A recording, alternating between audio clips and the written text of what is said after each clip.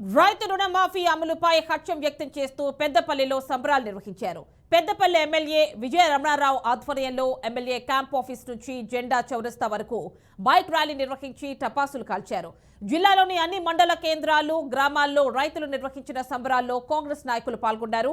ఈ సందర్భంగా రుణమాఫీ పథకంపై హర్షం వ్యక్తం చేశారు.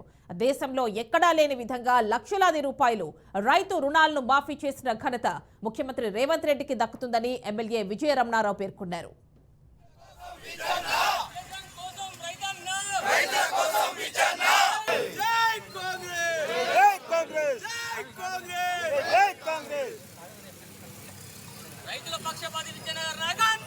మొత్తంగా 31,000 కోట్ల రూపాయలతో రేవంత్ రెడ్డి గారి నాయకత్వంలో ఈ రాష్ట్రంలో రైతు రుణమాఫీ ప్రక్రియ కొద్దిసేపటి కిందనే ముఖ్యమంత్రి గారు ప్రారంభించడం జరిగింది.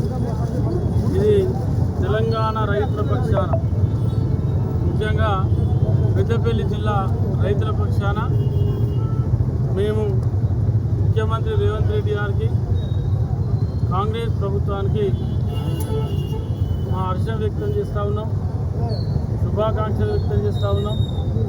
ఇంత పెద్ద నిర్ణయం తీసుకొని గతంలో ఎన్నడూ లేని విధంగా, గతంలో ఎప్పుడు మరి ఇంత పెద్ద ఎత్తున దాదాపు 31,000 కోట్ల రూపాయలు ఖర్చు పెట్టి ఏ రాష్ట్రంలో కూడా రైతులకు సంబంధించినటువంటి రైతు రుణమాఫీ జరగలేదు.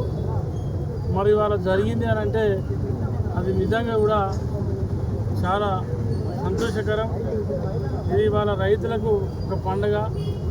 మరి గతంలో బీఆర్ఎస్ ప్రభుత్వం అధికారంలోకి వచ్చిన తర్వాత 2014 తర్వాత కానీ 2018 ఎన్నికల ముందు కూడా హామీ ఇచ్చి మరి 2 సార్లు కలిపి కూడా 20,000 కోట్ల వరకు కూడా రైతు రుణమాఫీ చేయలే ఆనాటి ప్రభుత్వం.